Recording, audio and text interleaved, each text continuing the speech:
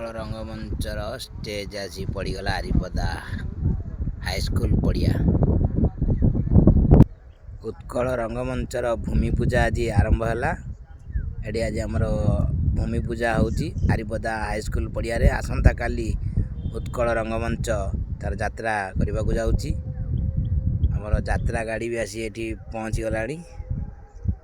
ବାଉଁଶ ଗାଡ଼ି ଷ୍ଟେଜ୍ ଆସି ପହଞ୍ଚିଗଲାଣି। ଆସନ୍ତାକାଲି ଆମର ଯାତ୍ରା 27 ତାରିଖ ଆମର ଯାତ୍ରା କରିବ।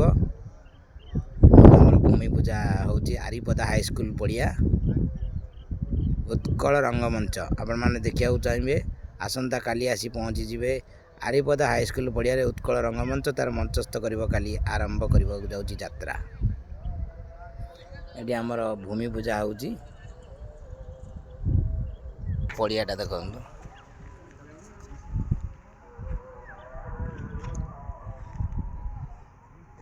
ओम नमो ग्रामो देवताय गंध पुष्पं नमो